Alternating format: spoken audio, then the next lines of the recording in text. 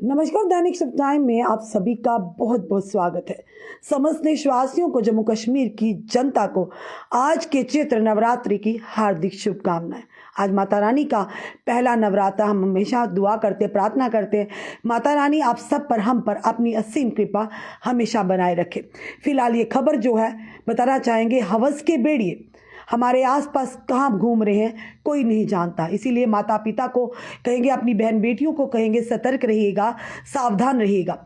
एक ऐसी खबर, क्योंकि जहाँ पर अगर बात करें हर धर्म में बेटियों को सम्मान दिया जाता है। अगर बात करें मुस्लिम धर्म की तो बेटियों को खुदा की रहमत माना जाता है। अगर हिंदू धर्म की बात करें तो बेटी को देवी का रूप माना जाता है। जिस तरह से माता रानी के नवरात्रे चल रहे हैं और आखिरी नवरात्रे में अष्टमी और नवमी में देवियों को, बच्चियों को पूजा जाता है देवी रूप में। पर वहीं पर समाज में कुछ ऐसे भेड़िए भी हैं जो हमारी आपकी बेटियों पर, बहन बेटियों पर गंदी नजर रखते हैं और मौका मिलते ही उन्हें अपनी हवस का शिकार बना लेते हैं।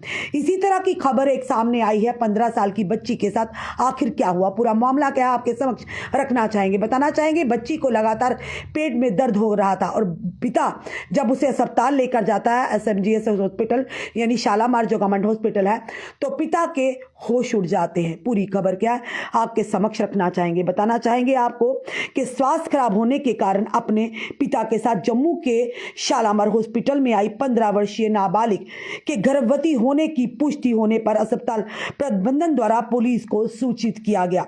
बताना चाहेंगे, पुलिस ने जांच के बाद आरोपी के खिलाफ पॉक्सो एक्ट के तहत मामला दर्ज कर कार्रवाई शुरू कर दी है।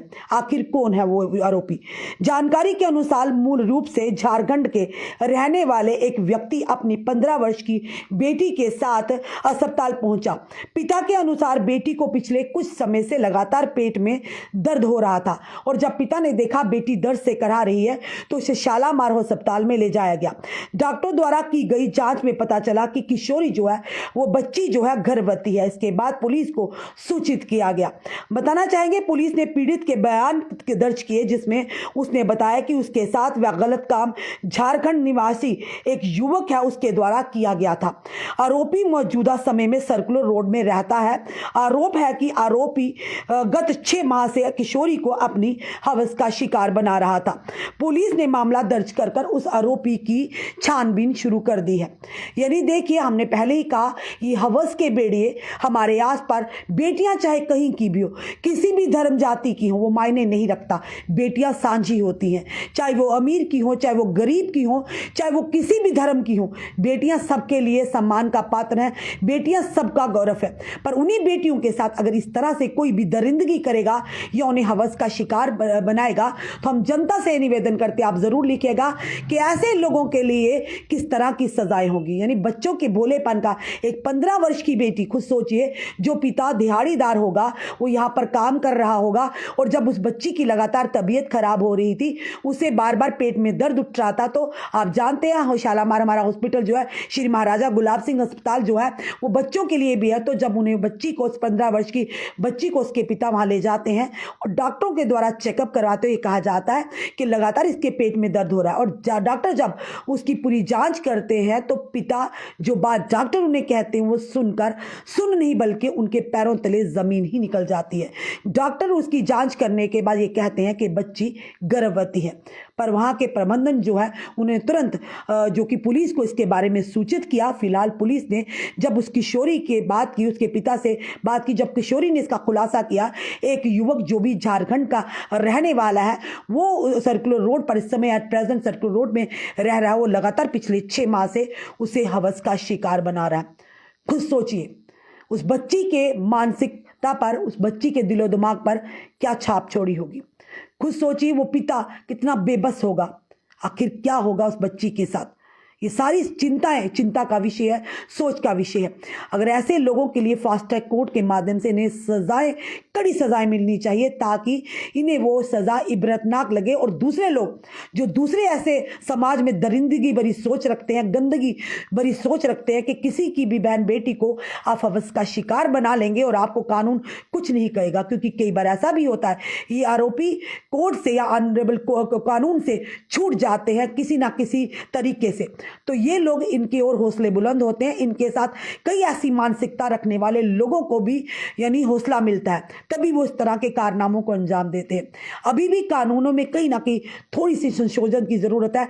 बहुत सारी कमियां हैं जिसके चलते ऐसे आरोपी दिन ब दिन छूट जाते हैं अपनी घटना को, अपनी इस कायराना गंदी हरकत को अंजाम देने के बाद। तो उसके बाद छूट जाते हैं, थोड़ी देर जाएंगे पुलिस कस्टडी में, जेल में, उसके बाद छूट जाते हैं। पर अगर इन्हें एक बार एक भी आरोपी को अगर इबरतनाक सजा मिली होगी तो आए दिन इस तरह से हमारी बच्चियों के, बहन बेटियों के साथ ऐसा नहीं होगा। निर्भया का केस जानते हो, उसके बाद कई ऐसे केस हुए। अगर तुरंत उन्हें फास्ट ट्रैक के माध्यम से अगर सजाएं मिली होती या मिल जाती तो शायद आज हमारी बच्चियां सुरक्षित होती। फिलहाल ये बड़ी खबर जो जम्मू से आ रही है, एक पिता जो अपनी बेटी को डॉक्टर के पास ले जाता है, बेटी दर्द से करा रही होती है और चेकअप के दौरान जो खुलासा होता है, खुद सोचिए कि बेटा लड़की का कसूर है। जवान डिंगरा जी कह रहे हैं, जवान डिंगरा जी 15 साल की बच्ची है। आप खुद सोचिए 15 साल की बच्ची को क्या पता कोई बुला फुसला कर ले जाता होगा, उस बच्ची को भी नहीं पता कि मेरे साथ क्या हो रहा है। अगर ऐसा होता तो वो तुरंत अपने पिता को बता देती। आप भी बच्चियों वाले हैं, 15 साल की बच्ची इतनी समझदार नहीं होती, ये आप भी समझ सकते हैं।